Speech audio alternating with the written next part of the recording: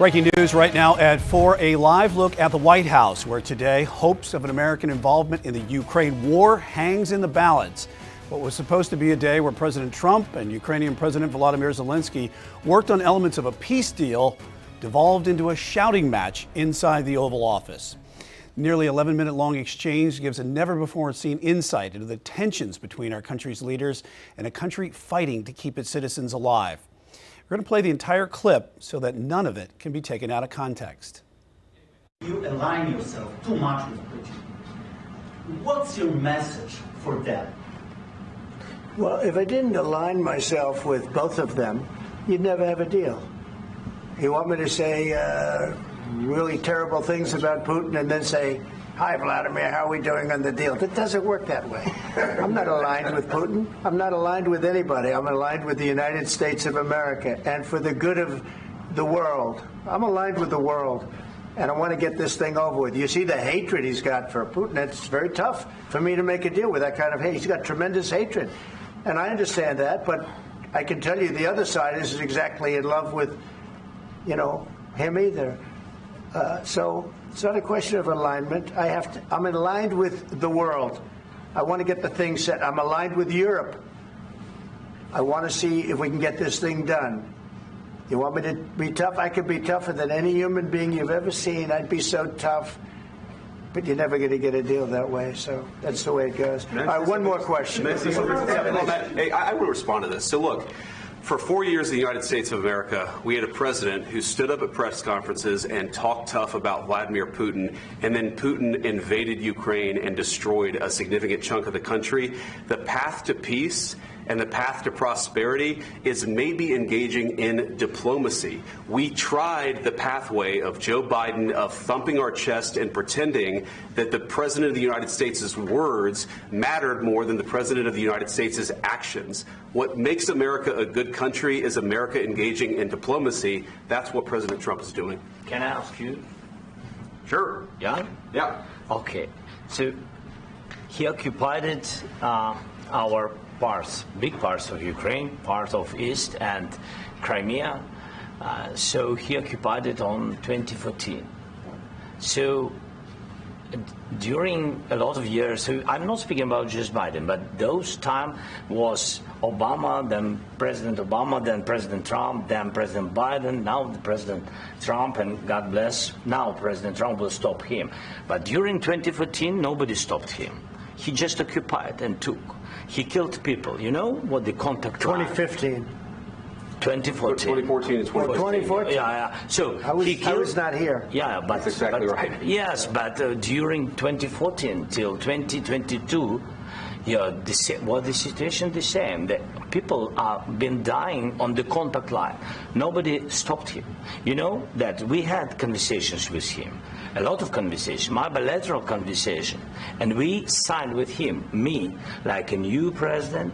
In 2019, I signed with him the deal. I signed with him, Macron and Merkel, we signed ceasefire. Ceasefire. All of them told me that he will never go. We signed with him with gas contract.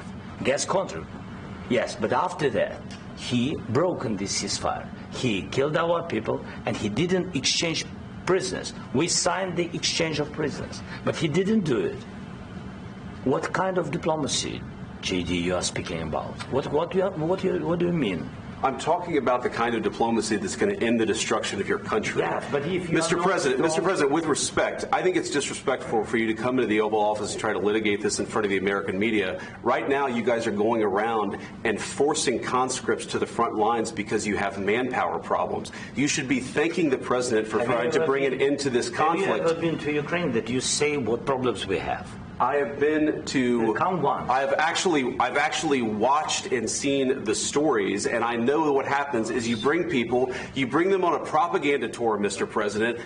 Do you disagree that you've had problems bringing people into your military? And do you think that it's respectful to come to the Oval Office of the United States of America and attack the administration that is trying to prevent the destruction of your country? A lot of questions. Let's start from the beginning. Sure. First of all, during the war, everybody has problems. Even you, but you have nice ocean. and don't feel now, but you will feel it in the future. God bless. You don't know that. God bless. God bless. You will not have war. Don't tell us what we're going to feel. We're trying to solve a problem. Don't tell us what we're going to feel. I'm not telling you. Because you're in no position to dictate that. That's Remember exactly what this. you're doing. You're in no position to dictate what we're going to feel. We're going to feel very good. You will feel influence. We're going to feel very good and very You strong. will feel influence. You're right now not in a very good position. You've allowed yourself to be in a very bad position, and he happens to be right about it. From the very beginning of the war. You're not in a good position. You don't have the cards right now.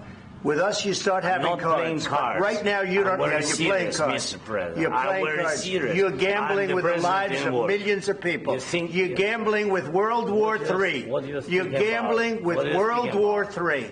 And what you're doing is very disrespectful to the country, this country. That's with back all to respect to you. your Far country. more than a lot of people said they respect. should have. Have you said thank you once this A lot entire of meeting? times. No, in this Even entire meeting, today. have you said thank Even you? today. You went to Pennsylvania and campaigned for the opposition in October. Offer some words of appreciation for the United States of America and the president who's trying to save your country.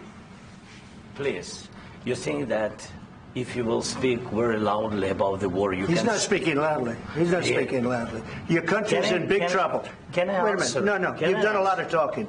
Your country is in big trouble. I know. You're not winning. I know. You're not winning this. You have a damn good chance of we are coming out staying, okay because of Mr. us. President, we are staying in our country, staying strong from the very beginning of the war. We've been alone, and we are thankful. I said thanks You haven't in been this alone. cabinet, You and haven't not been only alone. in this cabinet. We gave you, through I this said thank stupid you. president, $350 billion. You voted we gave for you your military president. equipment, You and you voted men for are your brave, president. but they had to use our military. What about West if people? you didn't have You our invited military me- equipment, You invited if me you to didn't speak. have our military equipment, this war would have been over in 2 weeks. In 3 days, I heard it from Putin. In 3 days, this is something Maybe new. less. In 2 weeks, of course, yes. It's going to be a very hard thing to do business like this. I Again, tell you you. just say thank you. I said a lot of except times that thank there, you except to that, American people. except that there are disagreements, and let's go litigate those disagreements rather than trying to fight it out in the American media when you're wrong. We know that you're wrong. But you see, I think it's good for the American people to see what's going on I over understand, there. sir. I think it's very important. That's why I kept this going so long. You have to be thankful. You don't have the I'm cards. thankful. You're buried there. Your people are dying. tell you You're again, running low I on know. soldiers. Don't- Listen, don't please, you're running Mr. low on President. soldiers. It would be a damn good thing. Mr. And President. then you tell us, I don't want a ceasefire. I don't want a ceasefire. I want to go, and I wanted this. Look, if you could get a ceasefire right now, I tell you, you take it so the bullets stop flying and your men stop getting killed. Of course, we want to stop the war. But you're saying you don't want a ceasefire. But I said to you, I want a ceasefire. with guarantees. Because you'll get a ceasefire faster than an agreement. Ask our people about ceasefire, what they think. That wasn't Doesn't with matter me. for you what- that what wasn't this with me. means.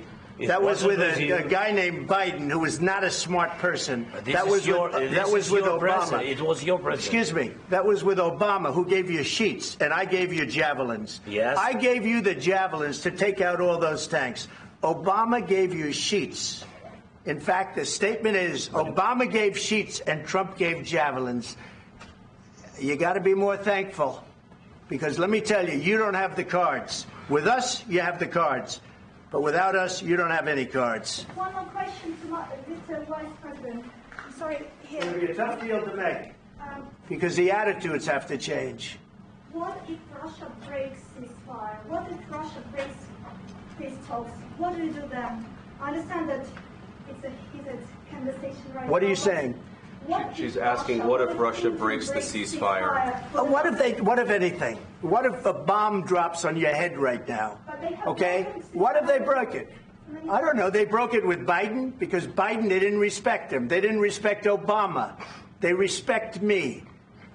Let me tell you, Putin went through a hell of a lot with me. He went through a phony witch hunt where they used him and Russia.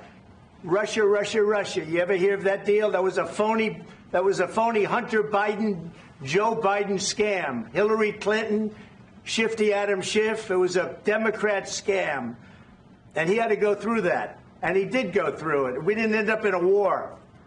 And he went through it. He was accused of all that stuff. He had nothing to do with it. It came out of Hunter Biden's bathroom. It came out of Hunter Biden's bedroom. It was disgusting. And then they said, oh, the laptop from hell was made by Russia, the 51 agents.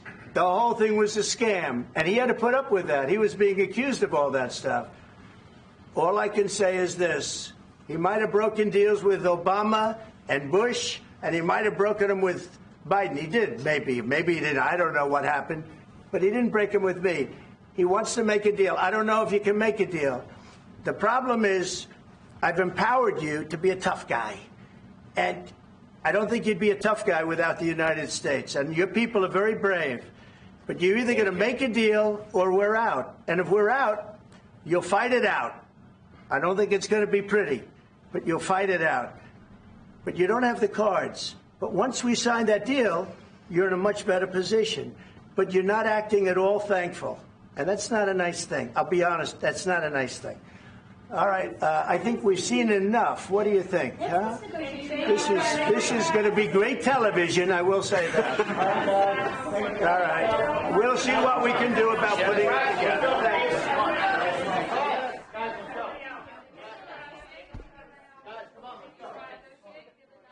We'll see. I don't know. All right, guys, come on. Please. Hey, come on. Guys, come on. Let's move, please. A thumbs up from President Zelenskyy, a wink from President Trump, and a shoulder pat from Vice President J.D. Vance. There is a lot to break down from this heated meeting today in the Oval Office. And just ahead, Catawba College professor of politics, Dr. Michael Bitzer, will join us to dig deeper into this unprecedented moment and what it could mean for our country, Ukraine, and the world. You're watching Queen City News, the most local news in Charlotte.